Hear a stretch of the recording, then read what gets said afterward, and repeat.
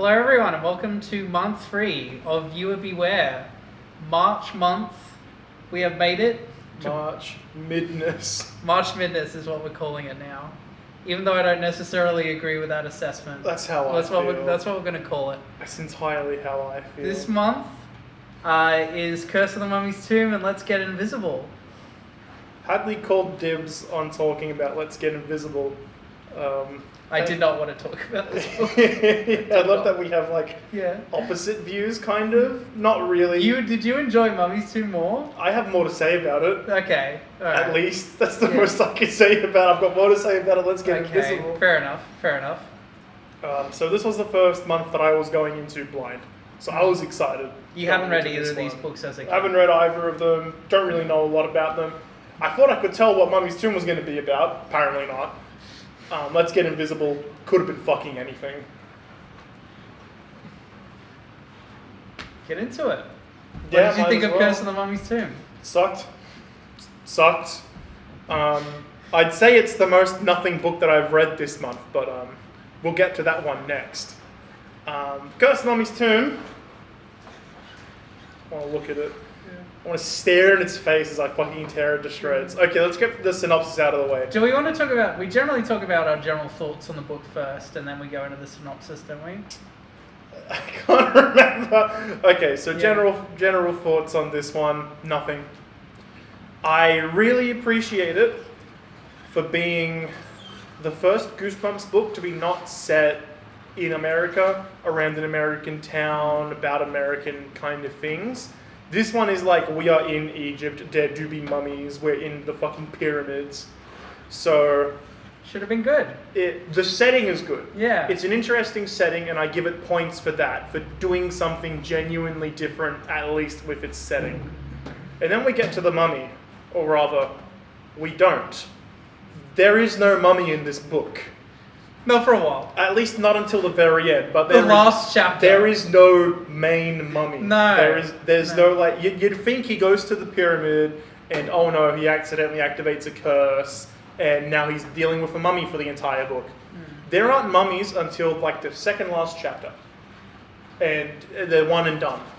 I have a theory on why that is, but I want to get to it after the synopsis. Okay. I have a theory on why he did that. Do you have anything else to say about this book, quickly? I didn't like any of it, really. I didn't like the plot. I didn't like the characters. I found it repetitive. There's a lot of times where Gabe's just like, time to tie my shoes. Where did everybody go? It's the only way we can make stuff happen. Rinse and repeat. Yeah, it's not very exciting. Didn't like it at all. Probably the worst one I've read so far. Yeah. I'm trying to think. That worst one right now is Say Cheese and Die. But at least it's about a haunted camera. It's not lying to you. No, that's exactly right. Yeah. I just really don't like that book. But at least there's shit happening. Yeah. It pains me to put something below Say Cheese and Die. So there's going to be loud noises. It's windy, and apparently there's a tree that really likes having sex with the roof. Copy. Fuck off. I'm on fucking camera. Okay. You don't need to copy it. It's on the internet forever. I keep forgetting that. Shit. Okay, so this book stars Gabe. Gabe is a gamer. He plays a Game Boy. I forgot that. I have a note on my book. I was like, gamer. He's playing a Game Boy at some point. Yeah. I think he's talking about X-Force at one point, or was that last month's book? They did talk about it in another book, but they also talk about it in this one. They talk about it in Let's Get Invisible. Yeah, that's right. So I think I said this last month as well, but you'll never guess what was popular in the 90s. X-Force. So Gabe, he is in Egypt with his parents. His parents have some business that they run. The book starts with them looking at the pyramid, and Gabe's all like, wow, I love the pyramid. Did you know? And he gives you a nerd fact about pyramids. And then when they're back at the hotel room, the parents get a call from their manager or their boss or something, and now they've got to go.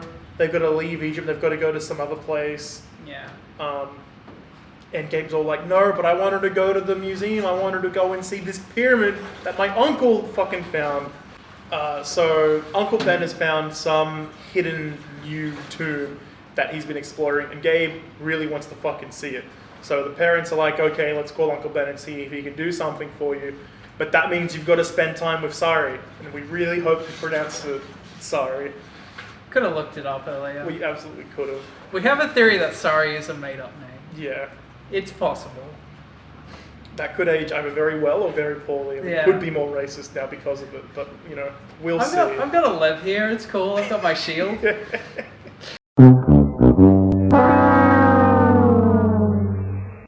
Glossing past that. Yeah.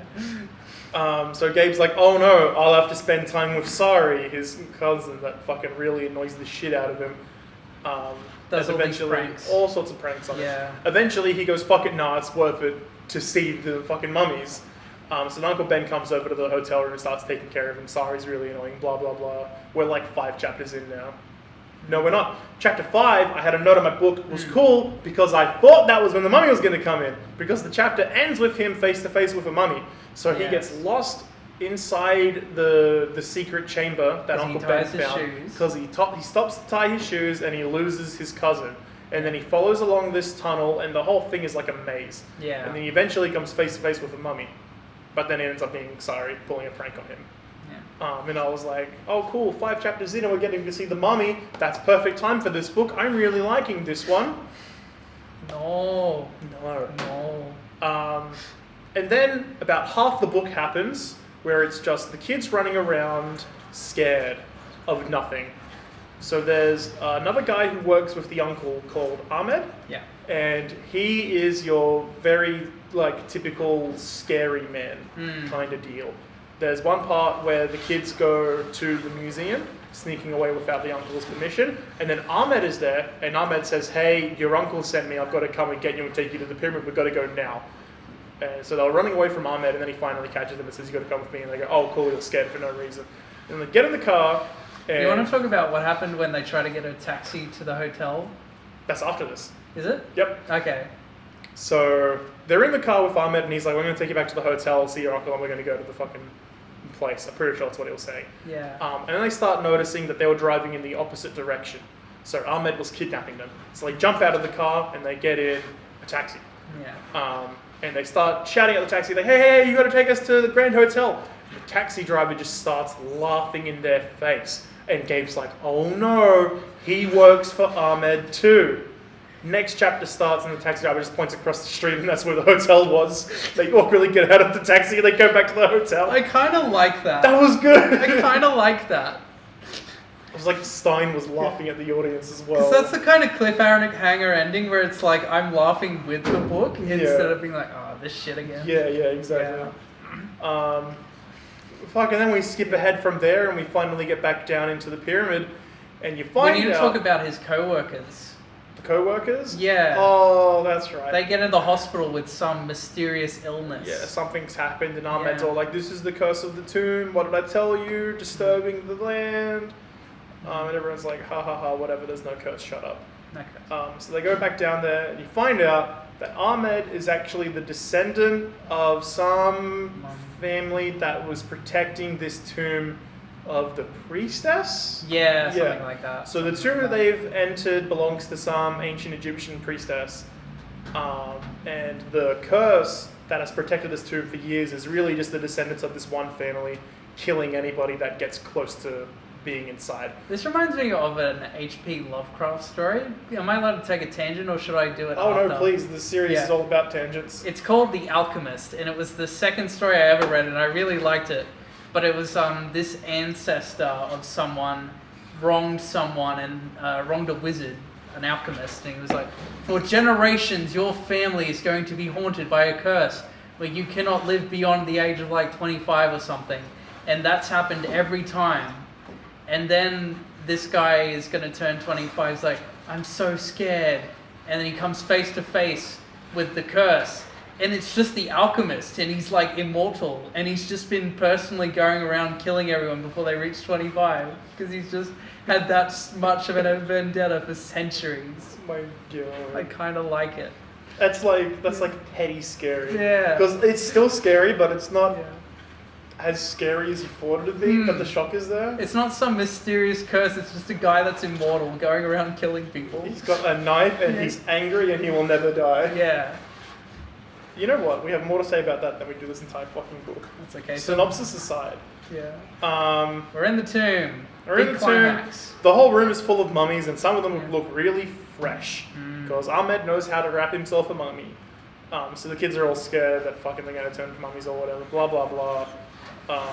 Ahmed's about to kill them and Uncle Ben, and then Gabe remembers, and I purposely didn't tell you about this. He remembers that he has this old mummy, like mummified hand that he got at a garage sale a couple of years ago, and he holds onto like a lucky charm. And he raises this palm up in the air, and Ahmed goes, "What the fuck are you doing?" And then Gabe goes, "Oh, it must just be a shitty piece of plastic." And then all the mummies in the room come to life, and they scare Ahmed. And then when they close their eyes and open them again, the mummies are back where they were. Something I like about that is, before you completely shit on it, a lot of those mummies he killed. Yeah, a lot of them. They're getting revenge. He's terrified. Yeah. But then as soon as they open their eyes, it's like, wow, did that really happen? And that's kind of it. And then the mum and the dad come back, and Gabe goes, "Boy, have I got a story for you, Mum." That's where it ends. There's nothing to fucking say. I want to check my notes and see. A lot of it is just disappointment. Shall I tell you my theory? Yes. I can explain why R.L. Stine decided to not put any mummies until the very end of the story. He watched this little movie called Indiana Jones and the Raiders of the Lost Ark. What he did was, he was like, oh, they're going on an adventure. They're checking out all these tombs. They're not sure if the magic's real or not, if there's an actual curse. And they find out at the end that there was a curse and it kills the bad guy. And that's like the only supernatural thing to happen in that movie, and that's cool. I'm going to do that in this book. Except the rest of the book sucked. It was boring. And there's two set pieces. There's a hotel, and then there's the same tomb. Like 4 times. They only break from that once, and it's a quick detour to a museum. Yeah. And then a taxi. It's not very exciting. Hang on, here's a good note that I have. Yeah. Can't wait to hear what Hadley has to say about cliffhangers. They were pretty bad in this book. It was mainly just sorry pranking Gabe. Yeah, that like every fucking chance. And occasionally Gabe would be like, where did everybody go? Why do we keep getting lost?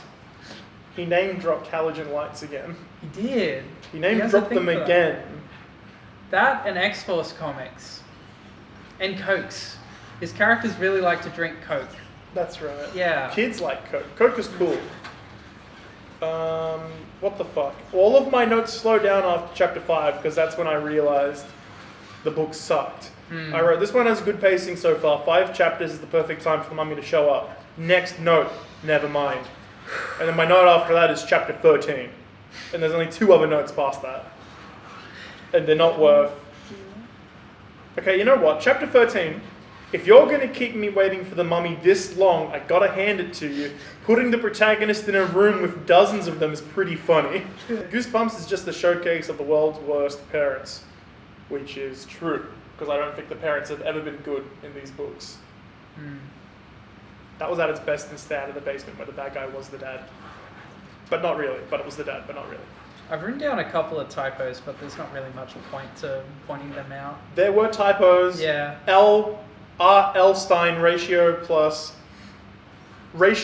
L Stein. Yeah, Ahmed would burn the workers with tar. Like, I didn't know you could put that in a kid's book. That's pretty fucked. As long as we don't show it happening. I like the idea of the curse not being real, but I needed there to be more build-up. We don't really know what the curse is, and they don't really talk about it that much. Well, also, the answer of what the curse is was boring. It was a guy kills you. Yeah. Like, there could have been more going on, I guess. Like maybe just an ancient bacteria gets unleashed. No, even just like the guy is killing you is good, but it's the way it was revealed and how little bearing it had on the plot. Yeah. Like, you go through the whole book being like, when's the mummy, when's the mummy, when's the mummy, when's the mummy? And then the guy just locks you in a room and he's like, I'm gonna kill you now. Yeah. Yeah, look, you pissed off the priestess, bro, I'm gonna kill you now. I wrote, it's the 6th last page of the book that we get the mummies. Lord. Yeah, that is ridiculous. They really just close it after that. They just wrap it up. Yeah, that's all my notes. Yeah, that's it. Yeah. There's nothing to say about this, and I genuinely hope you cut this down to like 10 minutes max, because it has We haven't been rambling, have we? The synopsis took longer than it should have, considering how little happened. Yeah. This book does not deserve more than 10 minutes of your time. The adaptation, however... It would take you very quickly to finish that. Let's cut to it now. You're back so soon. Welcome back. Yeah, for some reason they didn't want to adapt a book that's entirely set in Egypt. Yeah. I don't know, I really wanted to see them try to do an episode in Egypt. Entirely set in Egypt, you would require a tomb, you would require a pyramid, you would require a museum, and nothing happens. Absolutely not worth adapting. No. They adapted the sequel. Yeah. I don't know what happens in that. There's going to be a mummy in that one. I'm Yeah. willing to bet on there being an actual mummy that followed Gabe back. Yeah, it'll be like the mummy followed Gabe back to to America. We'll get to cut back to this one in like 2 years. Don't calculate when we'll actually get around to it. At this point, I'd like to float an idea past the audience. We spoke about it briefly. Yeah. But in the case where there aren't adaptations for these books, which is an issue that we will run into more as we go on. Especially near the end. Especially near the end. Yeah. How would you guys feel about us kind of talking about how we would adapt it? Either how we'd adapt it or how we'd imagine they would have adapted it for the show. Yeah. Trying to imagine their limitations and the weird changes they would sometimes just decide to make. I could see that being interesting, but if we'd rather save time and focus more on the books than the show, I'm happy to let it slide. Yeah. Just an idea that I've had. So Sweeting and Loza, what do you think of the idea? Quite frankly, it's only the two of you at this point, so please comment below and let us know. We got G. I think G. G's also. here? Hell yeah, G, let me G. know. Yeah. What do you think, Brandon? I don't care. Yeah, he doesn't care. Shit. My one idea is you just rewrite it to be set in America. That's all you can do. I don't want it to be set in Egypt and everyone there is white for some reason. Because there's no way you're getting that many Middle Eastern actors in your Goosebumps TV adaptation. Like Gabe's meant to be of Egyptian descent. It says so in the book. That's odd. You could probably move it all over where it's like Uncle Ben has uncovered this tomb and now it's on display in America. He's like got some deal with some fucking museum in America to show it off. And Ahmed has come with, and he plans on killing everybody who helped that plan go along, including Uncle Ben. Yeah. And then anybody who sees the mummy face to face, like the priestess mummy. So then, Gabe and Sari could see the mummy face to face, and then Ahmed goes, these kids are going to die too. So that'd be cool. That would be how you do it, Yeah. and that way we haven't really changed a lot of it, we've just made it easier to film. Yeah. Still need a museum set. Still need a museum set. Yeah.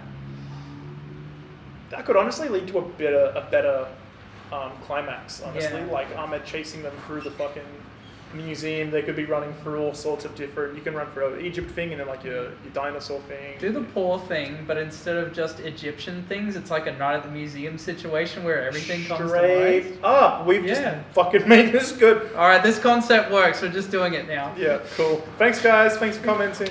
Let's get invisible. This is the best book I've read so far. Fuck off. I really liked it. Oh my god. I really liked it. Oh dear lord. I really... The camera was cut and she's like, I can't wait for us to disagree on something. And I was like, oh, I don't know. I don't really have an opinion. Fuck off. I really liked Let's Get Invisible. There is no way it's better than Basement. I preferred it to Basement. Oh. I'll explain why, okay? This is something you said in the Monster Blood review, and it stuck with me. Don't use my words against me. You said you wanted a Rings short film about Monster Blood where they do a competition, they'd see how much Monster Blood they could eat. I don't know if you've seen the short film Rings, but do that with Moostis, with Monster Blood. It's like a thing that young people are doing. They're all talking about Monster Blood and they're going, if you eat some of the Monster Blood, you'll grow. You get it here. That's what they do. Fucking hell. Okay, That doesn't make me like it, but I also can't argue with Yeah, that. I'm using your own words. Okay, I'll tell you what I liked about this book. I liked its unpredictability. I didn't know where it was going. I was given a strong mystery. There's a mirror in the attic that turns you invisible.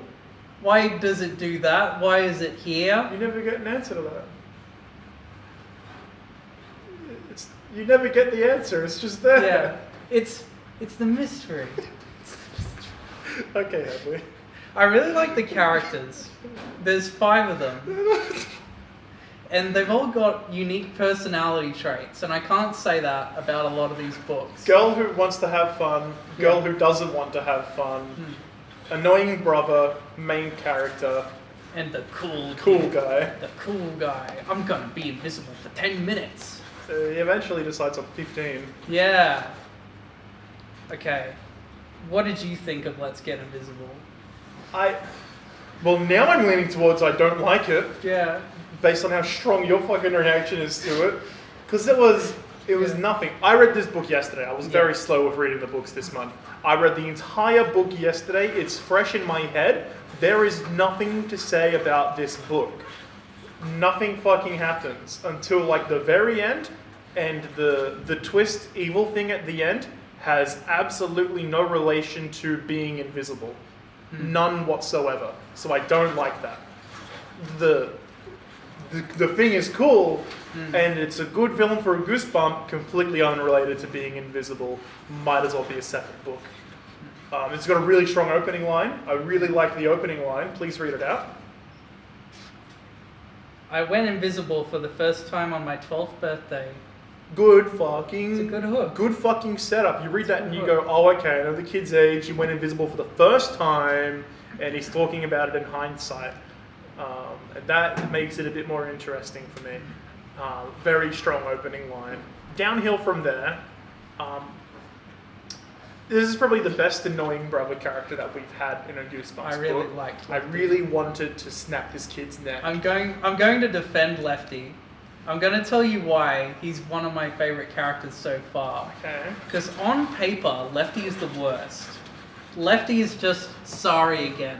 But there's a crucial difference. With sorry, Gabe's the butt of the joke. Because Uncle Ben gets in on the pranks too sometimes. Right, yeah. With Lefty, everyone hates him. No one wants him to be around, but he insists upon himself. He makes himself known everywhere, and everyone's just constantly making fun of him, and he doesn't give a shit. It's a fair point. Yeah. It makes it fun to read him. Yeah. I don't like him, but No, it's fun I don't to like him either, but I kind of admire him. Do you know what I mean? I admire his perfection. He doesn't do it for attention. He doesn't do it to have friends, to make people laugh. He just does it because he wants to. Yeah.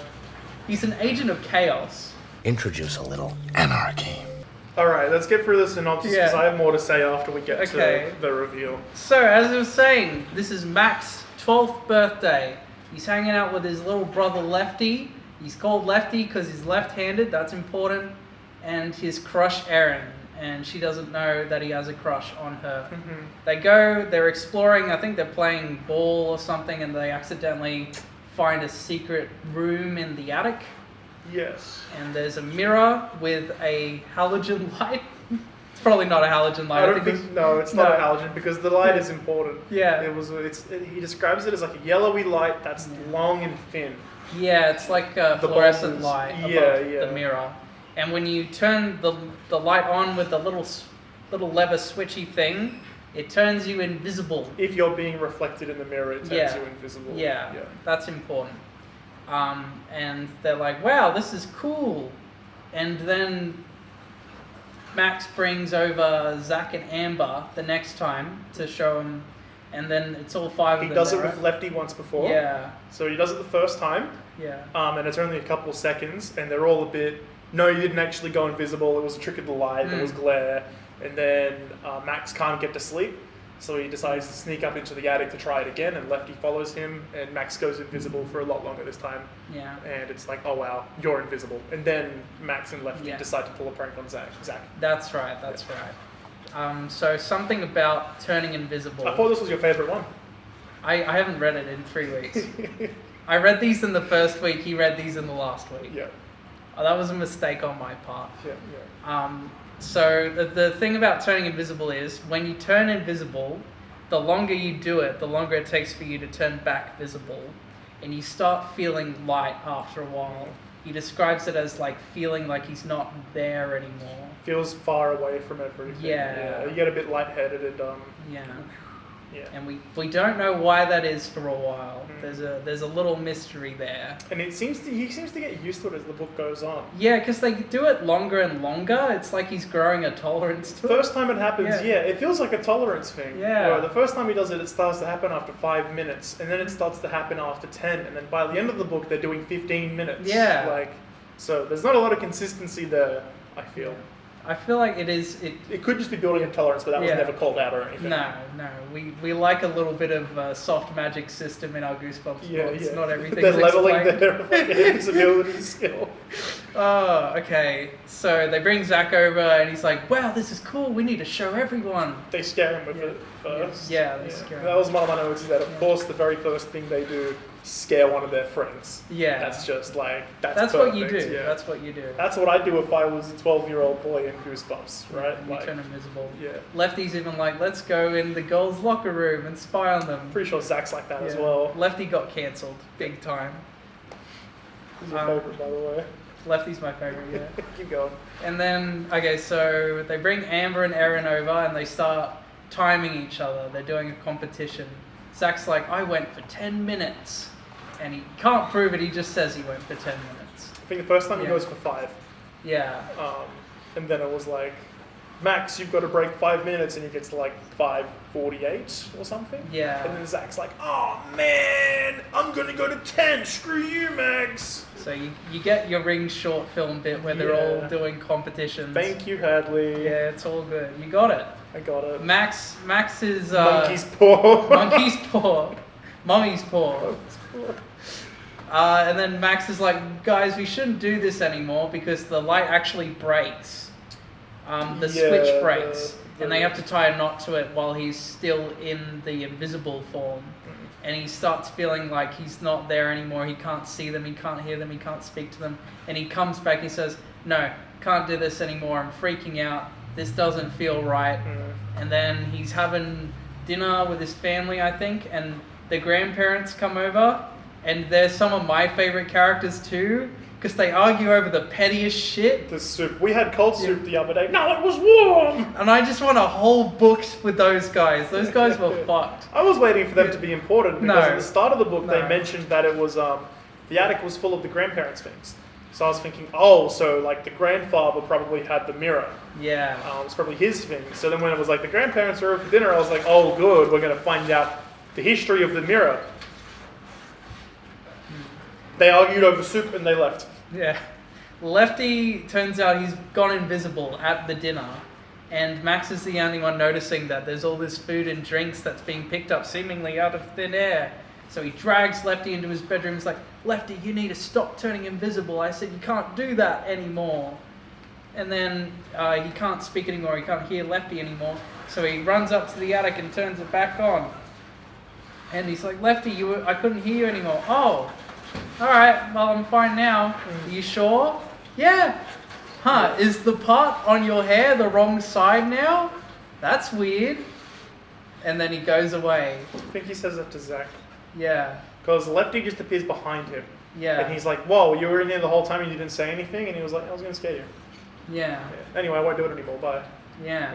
So Max has cancelled all plans to turn invisible anymore. And then Zach, Erin, and Amber come over. It's like... They just show up. No, they don't. Because there is a reason. They're like, oh, Lefty told us to come over. That's right. You said that you changed your mind. Okay. Because you have to remember, Max has got the hots for Erin. And he's got to impress her. So they go back up into the attic. No internal monologue about it outside of the first chapter, but that's definitely what happened. That's the driving motivation for Max. That's... The plot of this book wouldn't happen if he wasn't simping. And it's all subject. You never hear any more internal dialogue with him being like, oh, but Owen is so cute, I would do anything for her. He mentions it once at the very start, and every time Erin goes, please, he goes, okay. It's enough. Yeah. It's just interesting that he doesn't call more attention to it. Yeah, I think Well, you remember when you were 12, you'd have like random No. crushes on people. No, sorry, I don't. But like you wouldn't have like a particularly good reason for it. You just had a crush on them, and that was just a thing. So Zack turns invisible for even longer this time, and I think you were right. When he comes back invisible, they point out because that he's got short hair on one Yeah. side and then like longer, like a match on the other. Yeah. And then when he comes out, it's Yeah. you never guess what's happening. Yeah. So then Amber does it for a bit. She's like, oh, I don't want to, and then she's fine. She doesn't go for very long, but Max gets back into it, and then after a while he's like, please turn me back now, and then the mum walks in on them doing this. She's like, what the fuck is going on here? Where'd you Zack find this had room? his hand on the cord. Yeah. And he lets go when the mum comes in. Yeah. So Max is invisible. Oh wait, I forgot to say, while Zack's invisible, this is my favorite scene happens. They go over to the neighbors, and Zack starts tossing tomatoes in front of Yeah, the he's guy. juggling the tomatoes. And then he's like, yo, wife, you need to come out and see this. And then he drops the tomatoes as soon as the wife comes out. He's like, oh, Bill, you're seeing things again. No, I'm serious. She's like, come inside Yeah. for lunch, and then he starts Yeah. juggling again, and he's like, quick, turn around, and he drops the spaghetti. Fucking And Candace the from mum's Phineas like, and Ferb. get the fuck in here right now, we're calling a doctor. I love that so much. That was just so mean. I had a good time. So Max is invisible for too long, and then he disappears, and he goes into the mirror, and he meets his reflection, and he's evil. And he's like, I'm going to take over. We've been slowly taking over your world by replacing people with reflections. I'm your Now it's reflection. your turn. I'm the cold side of you, was his words. Because every time you get out of the being invisible, you feel cold. You feel as cold as glass, as a mirror. At least the cold side of you. Yeah.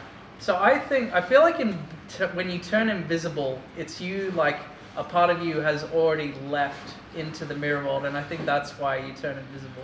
That was my interpretation. If characters have been saying like, "Oh, I can see your reflection, but not you," Yeah. that would have been. Yeah. I'd be more on this book's side, Fair enough. but that was never mentioned. Yeah. The whole reflection thing, it's not related to being invisible at all, and it just kind of gets dropped out. Halfway through the book, a little bit further than halfway, Stein decides, "Oh, by the way, it's going to be about reflections now." Yeah. It's a cool concept. The reflections are cool. Yeah. It's just completely unrelated to the rest of the book. Yeah. If from the start it had been, "Oh, I can see your reflection in the mirror, but I can't see you," I would have accepted it as, "Oh, he's in the mirror world," and then like the reflection can switch places. So you'll be like, "Now you're trapped in here forever." But that doesn't. Only at the very end does that happen. Yeah. Max wrestles with his reflection, and he breaks free just because he had the stronger will, I guess. He just runs. Yeah. He just runs. Yeah. He comes back out of the mirror, and then Zack's trying to hold him down. Yeah, he gets out, and the yeah. Zack and Amber are like, "Did you do it? Did you switch?" And he goes, "No, I'm still me," as if you wouldn't just fucking No. say, "Yes, it's me. It happened." So they're trying to. I think Amber did actually switch. Amber switched. Yeah, Amber Amber and switched. Zack switched because So- right after this, Amber and Zack hold Max in front of the mirror Yeah. and pull the chain. Yeah, and then Lefty comes and he's like, "Hey guys, you want to play ball?" He throws his baseball at the mirror and shatters it. Yeah. And then so Zack and Amber's reflections go away. They get sucked. There's like this big Yeah. force that pulls them into the mirror. Yeah. And then the regular Zack and Amber return, and they all say, "What a day, huh?" All day. And they go home, and then Max is playing baseball with his brother Lefty. He's like, "Hang on, you're throwing with your right hand." Credits. There you go. So I did call it, and I did notice it. I called it like the moment he came out. You call it when it comes Yeah. out, yeah. Yeah. But Kids book. by I the was way. paying attention to Yeah. when everybody was getting sucked into the mirror. Yeah. He was halfway up the trapdoor when he threw the ball. So as Yeah. as all the reflections are getting sucked back into the mirror, he's wedged himself halfway through the doorway so he doesn't get sucked up. So I kind of see it as something from like The Thing, because one of the things about The Thing is you can't really tell who's one of the monsters or not. Yeah. And it's kind of like, they could. One thing that I said to like my uncle when I was watching it, when I was trying to wrap my head around it the first time, was why would one of the monsters help destroy one of the others? I can't remember if that ever does happen in the movie, but then my uncle just goes, self-preservation by throwing one of the others under the bus. He Yeah. kind of proves his own innocence. Yeah. Which is what I feel Lefty was doing by helping destroy the others. He's now also guaranteed that, the actual Lefty could never come back because he's destroyed the mirror. My head canon was Lefty's a piece of shit in the real world. Why would he not also be a piece of shit? No, he's a reflection because he starts speaking nicer after that. He's not being annoying anymore. He's the reflection of Lefty. Righty. Righty is a good kid, and that's why nobody notices for a while. Yeah. Because they just kind of go, oh, Lefty's left me alone. That's cool.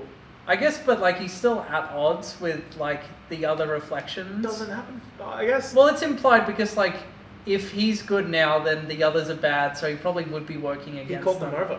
Yeah. He called everybody over. Yeah. To get them to be reflections. That's true. Yeah.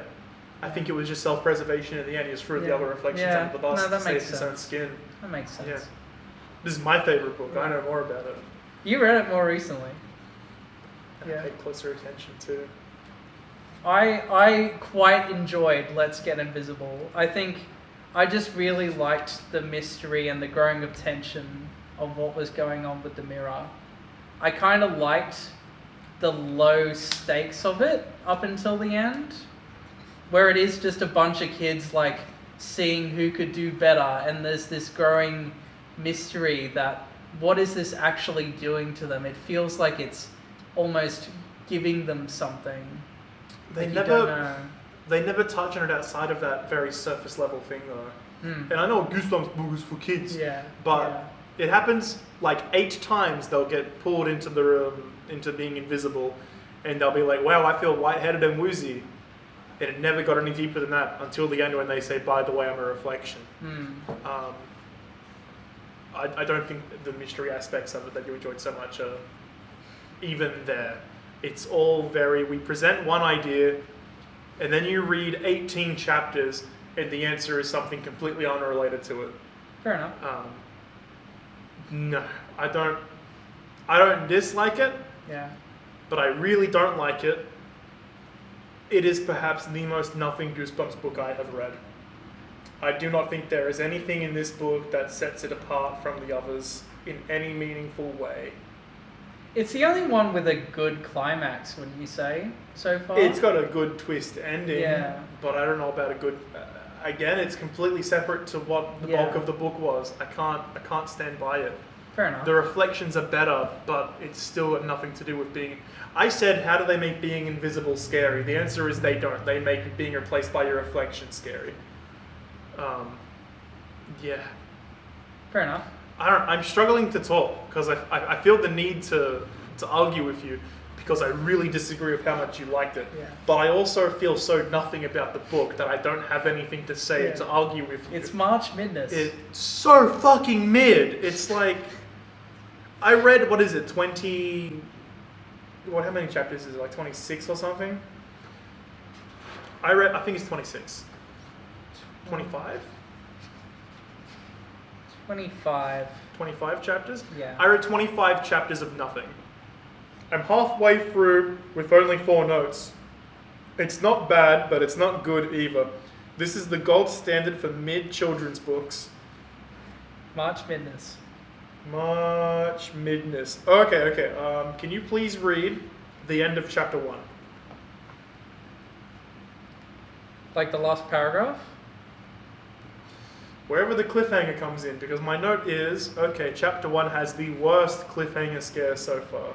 And just as she said it, the linen closet door swung open, and with a deafening howl, a dark figure leapt out at us. And that comes entirely out of nowhere at the very end. Within 2 sentences, we go from just kids are hanging out to, and then the door opened and scare happened. Read the next chapter. Lefty! Oh, dude. I don't think you can get just how bad that cliffhanger is without reading the whole chapter. But it was a chapter of my friends are coming over. They name drop a cousin. The only way he can get Zach to come over to the party is by mentioning the cousin. Oh, yeah. The girl. She never shows up. No. She never shows up once. We go for a whole chapter of that. And then right at the end it was like, and then the door swung open and there was a big boo.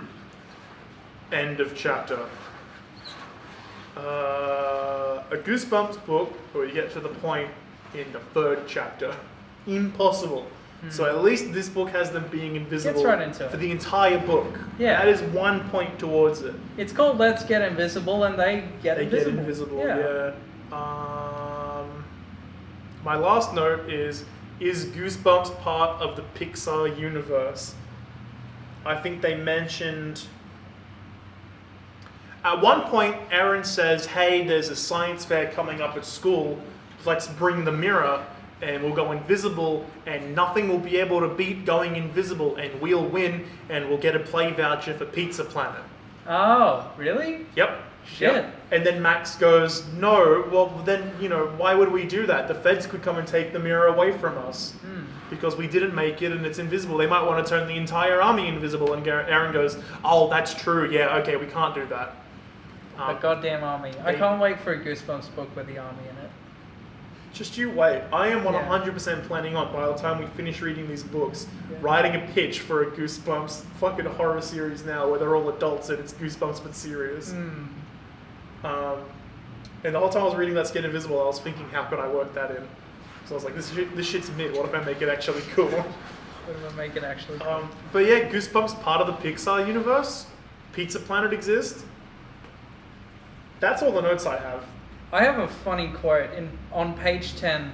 Sometimes girls are really weird. I mean, how could anyone love addicts? This is a call out to women everywhere. What's so cool about addicts, huh? We don't have addicts here. That's more an American thing.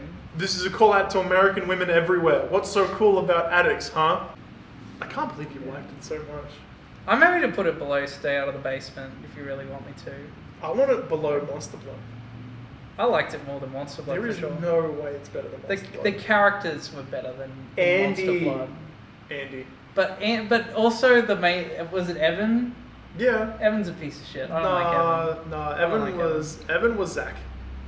Like, yeah, but you don't want him as a main character. Max was nothing.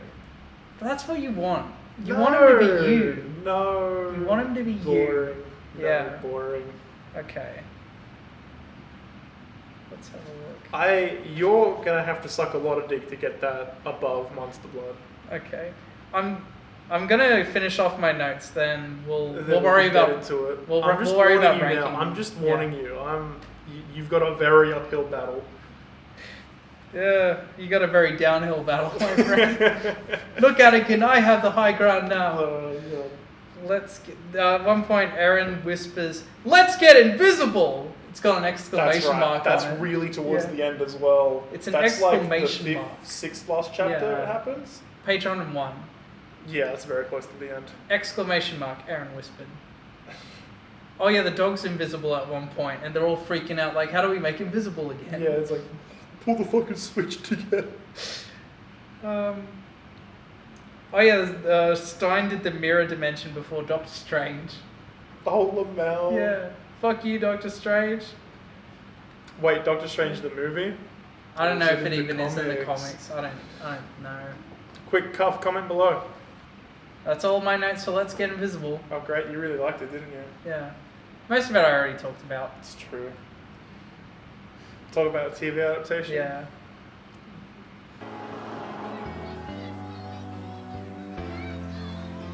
It adapted the book. Yeah, It adapted the book. it didn't make any major changes. It cut out 2 characters, but I'm okay with it. What was the other character? It cut out Amber. Yeah. Did it only cut Amber? There was just Amber. Yeah, it only cut Amber. Yeah. It cut out the scene with the neighbor. So it's inferior. Yeah, absolutely. The mirror dimension, it looked really weird the first time. They did that weird frame drop thing. Yeah. That really did. But then when it was just the scene of Max talking to Sam, was cool. It looked like the music video for Once in a Lifetime. It did. And it makes sense because there's multiple of those guys. Is that just the lead singer of Talking Heads? I think so. Yeah. There you go. It looked pretty much like that. The child acting was pretty egregious in this one. That's something we picked up on. Show it to him yet? He won't even tell me. Whatever this incredible secret of yours is, it better be good. Don't worry. It's only the most incredible discovery in the entire universe. Yeah, right. That's the most incredible thing in the entire universe. Zach was trying his hardest. Yeah. He was giving it his Zach all. was pretty good. But once again, because he was giving it his all and Everyone nobody else was, it yeah. made him look weird in Yeah. comparison. Also, his writing was really bad. Yeah. Yeah, there's just fucking nothing I to say. think- They adapted it, and they did the best job they could for something that didn't have anything to give. I think the main issue is because this book doesn't have a lot of children and parents bouncing off each other. There's one scene in this when they're at Yeah. dinner. Apart from that, it's just the children acting with each other, and it makes it really noticeable. The effects were good. When Max is pulling invisible Lefty away from the kitchen table when he's invisible fucking with all the food and everything, they've just got the actor doing this Yeah. to move the It's invisible good. kid. It's good. I'm gonna go get Noah. His dinner's getting cold. Hormones.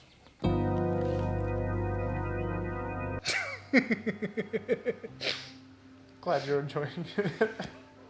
What the fuck ugly wall is that? He's just like, Like, what else would you do? bitch. That's all I have to say about the fucking adaptation. Yeah, that's it. That's all.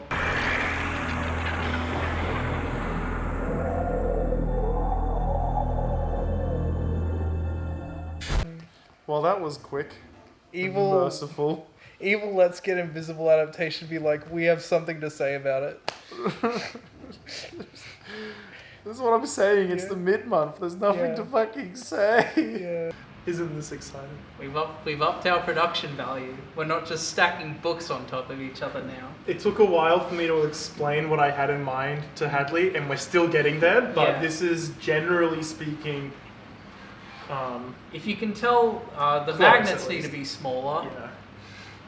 But and we're using the original covers as well. Very Yeah. important. I'm pretty fucking happy with what you've done with this so thank far. you. We'll get there Yeah. for the rest of it. But okay, so recapping what we have so far. Stay Out of the Basement, which was surprisingly pretty good. I'm still not 100% on the ending. Yeah. But then again, I'm not 100% on the ending for what my pick for number one would have been, Monster Blood. Yeah. Um, The main character's not very likable. that's something that I'm more forgiving than you are. Yeah. But the ending being a witch out The of ending nowhere. was so dumb. Yeah. Yeah. I can't forgive that. I can't forgive that. No. Welcome to Dead House is just fine. It's got a lot of really good Yeah. ideas towards the end, but it's getting there that sucks. Nothing happens for that first half. No. No. And I have nothing to say about Say Cheese and Die. It sucked. Low stakes, no nothing, it's just boring. I will, I tell you what, Yeah. I'm gonna let you put that definitely above Say Cheese and Die. Yeah. We're Even- putting that at the bottom. This is at the bottom, that's Yeah. right. Get out of There here, we go. dickhead. Okay. Um, Now I'm thinking, what if we each picked a spot to put it and we just split the difference? good luck. Yeah. Oh no, you totally could. Yeah. I'm angry. No, why is it better than Monster Blood? Because Okay. Monster Blood had perfect pacing and progression the Yeah. whole fucking way. Yeah. And the way the characters spoke to each other and interacted with everybody, Yeah. apart from Evan talking to the aunt, was great. Yeah. It was that one relationship that really sucked. I do not see how there is anything in Let's Get Invisible that tops that. I'll put it between Monster Blood and Welcome to Dead House. That's what I'm gonna do. Yeah, because I think that's as. I'll allow that. I'll Okay. concede that's better Okay. than Dead House for sure. Alright, let's do that. I'm sorry, Hadley, but I really, really do not see how that's better than Monster Blood. That's fine. I think it is just that I didn't enjoy following Evan. That was the Yeah. main problem for me. When I think of Monster Blood, I think of The Monster Blood. that insane forward momentum that it had the Yeah, entire time with absolutely. the growth of the Monster Blood. Mm. And if it wasn't for the witch at the end, it would have been my number one. Fair enough. Okay, you're happy with that? I am more than happy with that. Okay, we survived another month, guys. That was a lot easier than I was expecting. Yeah. Yeah, I Oh, think. fuck you, Mummy's Tomb. Yeah, I have no convictions on anything I believe. That's why it was easy. See, I think Let's Get Invisible and Say Cheese and Die are very similar. Hmm. But at least in Say Cheese and Die, there was something vaguely scary happening the whole time. I think I prefer Let's Get Invisible's execution. I still prefer Let's Get Invisible. Yeah. Do not get me wrong, I still prefer that one.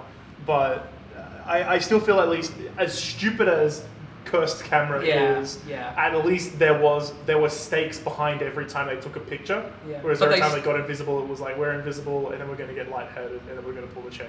I think my problem with that is, right, because they know bad things happening, why do they keep taking photos? Yeah, that's the problem. That's the problem that puts that one below. When it's vague, there is a reason for them to keep going invisible because they don't know what's happening to them. It's just kids thinking getting invisible is cool. Yeah. Yeah. There you go. Another month, another 2 books. Shall we talk about what we're doing next month? Please.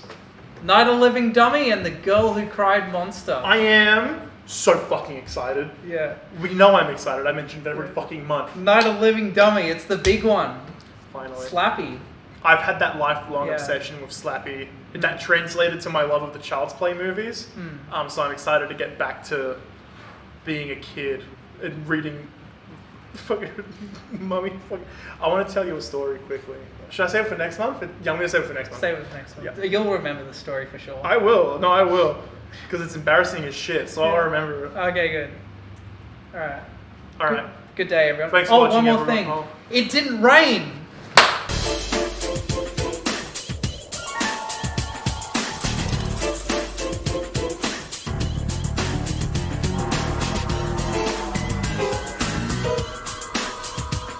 Switching time.